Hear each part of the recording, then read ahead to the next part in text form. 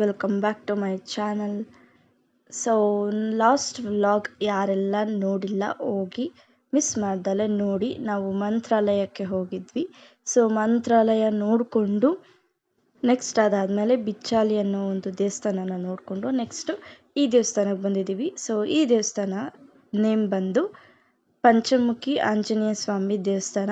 So ತುಂಬ ಚೆನ್ನಾಗಿದೆ. So 5 ಥರ ಆಂಜನೇಯ ಸ್ವಾಮಿನ ನೀವು ಇಲ್ಲಿ ನೋಡ್ಬೋದು. ಬಂಡೆಗಳ ಮಧ್ಯ ಇರುವಂಥ ದೇವಸ್ಥಾನ ಇದು. ತುಂಬ ಚೆನ್ನಾಗಿತ್ತು. ಸೊ ನೋಡ್ಬೋದು ನೀವೇ, ಅಲ್ಲೆಲ್ಲ ಬಂಡೆಕಲ್ಲುಗಳೆಲ್ಲ ಕಾಣಿಸ್ತಾ ಇದೆ. ತುಂಬ ತಣ್ಣಗಿತ್ತು ಒಳಗಡೆ ಅಂತೂ. ದೇವಸ್ಥಾನದ ಒಳಗೆ ಆಚೆ ನಮಗೆ ಎಷ್ಟು ಬಿಸಿಲು ಇತ್ತು ಅಂತಂದರೆ ನಮಗೆ ಟ್ರಾವೆಲ್ ಮಾಡೋದಕ್ಕೆ ಆಗಲಿಲ್ಲ. ಆ ಬಿಸಿಲಿನಲ್ಲಿ ಈ ದೇವಸ್ಥಾನದೊಳಗೆ ತುಂಬ ತಣ್ಣಗಿತ್ತು. ಆ್ಯಂಡ್ ಒಳಗಡೆ ಎಲ್ಲ ವೀಡಿಯೋ ಮಾಡಬಾರ್ದು ಅಂತ ಹಾಕಿದ್ರು. ನಾನು ಹಾಗಾಗಿ ಏನು ಮಾಡಿದೆ, ಜಸ್ಟ್ ಹೊರಗಡೆದೆಲ್ಲ ವೀಡಿಯೋ ಮಾಡಿಕೊಂಡೆ ಅಷ್ಟೇ. ಒಳಗಡೆ ದೇವಸ್ಥಾನದ ಒಳಗಡೆ ದೇವ್ರನ್ನ ವೀಡಿಯೋ ಮಾಡಬಾರ್ದು ಅಂತಿತ್ತು. ಹಾಗಾಗಿ ನಾನು ಮಾಡ್ಕೊಳ್ಳೋದಕ್ಕಾಗಲಿಲ್ಲ. ನಾನು ವೀಡಿಯೋ ಸ್ಟಾರ್ಟಿಂಗಲ್ಲಿ ತೋರಿಸ್ದೆ ಈ ದೇವಸ್ಥಾನದ ನೇಮ್ ಏನು ಅಂತ. ಟೈಪ್ ಮಾಡಿ ನೋಡಿ ಗೂಗಲಲ್ಲಿ, ನಿಮಗೆ ಅದರ ಒಳಗಡೆ ಹೇಗಿದೆ ದೇವರು ಅಂತ ಕಾಣಿಸುತ್ತೆ. ನೆಕ್ಸ್ಟು ಆ ದೇವಸ್ಥಾನನ ನೋಡಿಕೊಂಡು ನಾವು ಹೋಗ್ತಾ ಇದ್ದೀವಿ. ನೆಕ್ಸ್ಟ್ ಎಲ್ಲಿಗೆ ಹೋಗ್ತೀವಿ, ಆ ಪ್ಲೇಸ್ಗೆ ಹೋಗ್ತೀವಿ ಅಂತ ಕೊನೆಯವರೆಗೂ ನೋಡಿ, ನಿಮಗೆ ಗೊತ್ತಾಗುತ್ತೆ. ಇದ್ರ ಮಧ್ಯೆ ನೋಡಿ ಎಷ್ಟು ಚೆನ್ನಾಗಿದೆ ರೋಡ್ ಆಗಲಿ, ಸುತ್ತಮುತ್ತ ಬೆಟ್ಟಗಳು ತುಂಬ ಚೆನ್ನಾಗಿ ಕಾಣಿಸ್ತಾ ಇತ್ತು. ಬಟ್ ಸಿಕ್ಕಾಪಟ್ಟೆ ಬಿಸಿಲು ಇತ್ತು. ನಮಗೆ ಟ್ರಾವೆಲ್ ಮಾಡೋದಕ್ಕೆ ಆಗಲಿಲ್ಲ. ಫುಲ್ಲು ಎಕ್ಸಾಸ್ಟ್ ಆಗಿ ಹೋಗ್ಬಿಟ್ಟಿದ್ವಿ ನಾವಂತೂ. ಅದರಲ್ಲೂ ನನಗೆ ಟ್ರಾವೆಲ್ ಅಂದರೆ ಆಗಲ್ಲ. ವಾಮಿಟ್ ಆಗೋದು, ತಲೆ ಸುತ್ತು ಬರೋದು, ತಲೆನೋವು ಬರೋದು, ಸಿಕ್ಕಾಪಟ್ಟೆ ತಲೆನೋವು ಬರುತ್ತೆ ನನಗಂತೂ. ಅವತ್ತು ಒಂದೇ ದಿನ ನಾನು 2 ಮಾತ್ರೆ ನುಂಗಿದ್ದೀನಿ, ಅಷ್ಟು ತಲೆನೋವು ಬರ್ತಿತ್ತು. ನನಗೆ ಟ್ರಾವೆಲ್ ಅಂದರೆ ಆಗಲ್ಲ. ಬೇರೆಯವರೆಲ್ಲ ನೋಡಿದ್ರೆ ತುಂಬ ಖುಷಿಯಾಗುತ್ತೆ, ನನಗೂ ಹೋಗಬೇಕು ನೋಡಬೇಕು ಅಂತ ಆಸೆ ಆಗುತ್ತೆ. ಬಟ್ ನನಗೆ ಟ್ರಾವೆಲ್ಲೇ ಆಗಲ್ಲ, ಏನು ಮಾಡೋದು. ಬಟ್ ತುಂಬ ಚೆನ್ನಾಗಿತ್ತು. ಒಂದೂವರೆ ದಿನ ಅನಿಸುತ್ತೆ ಹೋಗಿ ಬಂದಿದ್ದು. ತುಂಬ ಚೆನ್ನಾಗಿತ್ತು. ಇದಾದಮೇಲೆ ನೆಕ್ಸ್ಟ್ ನಾವು ಹಂಪಿಗೆ ಹೋಗ್ತಾ ಇದ್ದೀವಿ. ಸೊ ನೆಕ್ಸ್ಟ್ ಮುಂದೆ ಹೋಗ್ತಾ ಹೋಗ್ತಾ ನೋಡಿ ಹಂಪಿಗೆ ಹೋಗ್ತೀವಿ ನಾವು. ಹಂಪಿ ಮುಗಿಸ್ಕೊಂಡು ರಿಟರ್ನ್ ನಾವು ತುಮಕೂರಿಗೆ ಮನೆಗೆ ಬಂದುಬಿಟ್ವಿ. ಆ್ಯಂಡ್ ಅಲ್ಲಿನ ಮಣ್ಣು ನೋಡಿ, ಕಪ್ಪು ಮಣ್ಣು ಹೆಂಗಿದೆ ಅಂತ ಅಂದ್ಬಿಟ್ಟು ನಮಗೆ ಹೊಸದು ಇದೆಲ್ಲ ನೋಡೋದು. ನಮ್ಮ ಕಡೆ ಎಲ್ಲ ಮಣ್ಣೇ ಬೇರೆ ಥರ, ಅಲ್ಲಿ ಕಪ್ಪು ಮಣ್ಣು. ಹಾಗಾಗಿ ಒಂದು ಕ್ಲಿಪ್ಪಿಂಗ್ ತಗೊಂಡೆ ನಿಮಗೂ ತೋರಿಸೋಣ ಅಂತ. ಹಂಪಿಗೆ ಎಂಟ್ರಿ ಆಗ್ತಿದ್ದಂಗೆ ನಮಗಂತೂ ಶಾಕ್.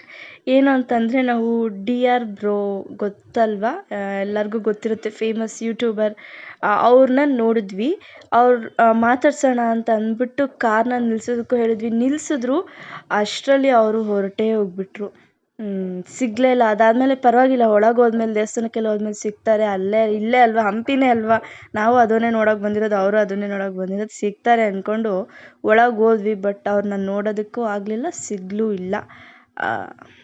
ಬಟ್ ತುಂಬ ಆಸೆಯಿಂದ ಇದ್ವಿ ಅವ್ರನ್ನ ಮಾತಾಡ್ಸೋಣ ಅಂತ ಅಂದ್ಬಿಟ್ಟು. ಬಟ್ ಸಿಗಲೇ ಇಲ್ಲ ಒಳಗಡೆ. ನಾವು ಹಂಪಿ ಅಂದರೆ ಮೋಸ್ಟ್ಲಿ ಚಿಕ್ಕದಾಗಿರುತ್ತೆ ಅಂತ ನಾವು ಅಂದ್ಕೊಂಡಿದ್ವಿ. ಬಟ್ ಅದು ಸಿಕ್ಕಾಪಟ್ಟೆ ದೊಡ್ಡದಾಗೇ ಇದೆ. ಹಾಗಾಗಿ ನಮಗೆ ಅವ್ರು ಎಲ್ಲೋದ್ರೋ ಏನೋ ನಮ್ಗೆ ಹುಡ್ಕೋದಕ್ಕೆ ನಮ್ಗೆ ಹೋಗಲಿಲ್ಲ. ಆ್ಯಂಡ್ ನಾವು ಹೋಗಿದ್ದ ದಿನ ಬಂದುಬಿಟ್ಟು ಮಹಾಶಿವರಾತ್ರಿ ಆಗಿರೋದ್ರಿಂದ ಸಿಕ್ಕಾಪಟ್ಟೆ ರಶ್ ಇತ್ತು. ಸೊ ತುಂಬ ಜನ ಇದ್ದರು. ಆ್ಯಂಡ್ ಎಷ್ಟೊಂದು ಜನ ಫಾರಿನರ್ಸು ಸಹ ಇದ್ದರು. ನಾವು ಹೋಗೋ ಅಷ್ಟರಲ್ಲಿ ಈವ್ನಿಂಗ್ ಆಗಿತ್ತು, 5:36 ಆಗಿತ್ತು. ಸೊ ಹಾಗಾಗಿ ಸೂರ್ಯ ಮುಳುಗ್ತಾ ಇರೋದು ತುಂಬ ಚೆನ್ನಾಗಿ ಕಾಣಿಸ್ತಾ ಇತ್ತು, ನೀವೇ ನೋಡ್ಬೋದು. ಆ ದೇವಸ್ಥಾನದ ಪಕ್ಕ ಸೂರ್ಯ ಎಷ್ಟು ಬ್ರೈಟಾಗಿ, ಎಷ್ಟು ಚೆನ್ನಾಗಿ ಕಾಣಿಸ್ತಾ ಇತ್ತು. ಅವತ್ತು ತುಂಬ ರಶ್ ಇರೋದ್ರಿಂದ ಆ್ಯಂಡ್ ನಮಗೆ ರಿಟರ್ನ್ ಬರಬೇಕಾಗಿತ್ತು. ಹಾಗಾಗಿ 1-2 ಅವರ್ಸಲ್ಲೆಲ್ಲ ಹಂಪಿ ನೋಡೋದಕ್ಕಂತೂ ಚಾನ್ಸೇ ಇಲ್ಲ. ನಾವು ಜಸ್ಟ್ ಟೆಂಪಲ್ಗೆ ಹೋದ್ವಿ, ಒಳಗಡೆ ದೇವಸ್ಥಾನ, ದೇವರು ಎಲ್ಲ ನೋಡಿಕೊಂಡು ಆಚೆ ಬಂದು ಸ್ನ್ಯಾಕ್ಸ್ ತಿಂದ್ಕೊಂಡು ನಾವು ರಿಟರ್ನ್ ಬಂದುಬಿಟ್ವಿ. ಇನ್ನೊಂದು ಸರಿ ಪ್ಲ್ಯಾನ್ ಮಾಡಿಕೊಂಡು ಜಸ್ಟ್ ಒಂದು ದಿನ ಫುಲ್ಲು ಹಂಪಿನೇ ನೋಡೋಣ ಅಂದ್ಬಿಟ್ಟು ಪ್ಲ್ಯಾನ್ ಮಾಡಿಕೊಂಡು ಹೋಗೋಣ ಅಂತ ನಾವು ದೇವಸ್ಥಾನ ಮಾತ್ರ ನೋಡಿಕೊಂಡು ಬಂದುಬಿಟ್ವಿ. ಒಳಗಡೆ ಸ್ಟೇಜೆಲ್ಲ ಹಾಕಿದ್ರು, ನೋಡ್ಬೋದು. ಶಿವರಾತ್ರಿ ದಿನ ಜಾಗರಣೆ ಇಡ್ತಾರಲ್ಲ, ಹಾಗಾಗಿ ಅಲ್ಲೆಲ್ಲ ಕೂತಿದ್ರು. ಮೋಸ್ಟ್ಲಿ ನಾನು ಅಂದ್ಕೊತೀನಿ ಅದು DR ಬ್ರೋ ಅವರು ಬಂದಿದ್ರಲ್ಲ, ಮೋಸ್ಟ್ಲಿ ಅಲ್ಲಿ ಜಾಗರಣೆಗೇನೋ ಫಂಕ್ಷನ್ ಇತ್ತು ಅನಿಸುತ್ತೆ, ಹಾಗಾಗಿ ಅವ್ರು ಬಂದಿದ್ದರು ಅಂತ ಅಂದ್ಕೊತೀನಿ. ಆ್ಯಂಡ್ ಅಲ್ಲಿ ಆನೆ ಇತ್ತು. ನಮ್ಮ ಭಾವ ಪಾಪುನ ಎತ್ಕೊಂಡು ಹೋಗಿದ್ರು. ನಮ್ಮ ಪಾಪುಗೆ ಆನೆ ಅಂದರೆ ತುಂಬ ಇಷ್ಟ.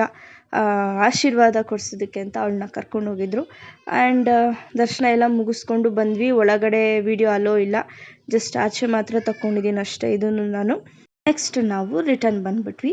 ಆ್ಯಂಡ್ ನಾನು ನಿಮಗೆ ಹೇಳಿದ್ದೆ ಅಲ್ವಾ, ಮಂತ್ರಾಲಯ ಒಂದು ಮೂರ್ತಿ ತಂದಿದ್ದೀವಿ ಅಂತ ಅಂದ್ಬಿಟ್ಟು ಅದನ್ನು ನಾನು ನಿಮಗೆ ತೋರಿಸ್ತಾ ಇದ್ದೀನಿ. ನೆಕ್ಸ್ಟ್ ಡೇ ಇದು ಪ್ರಸಾದ ಎಲ್ಲ ತಂದಿದ್ವಲ್ಲ, ಇಟ್ಟು ಪೂಜೆ ಮಾಡಿದ್ವಿ ದೇವ್ರ ಮನೆಯಲ್ಲಿ.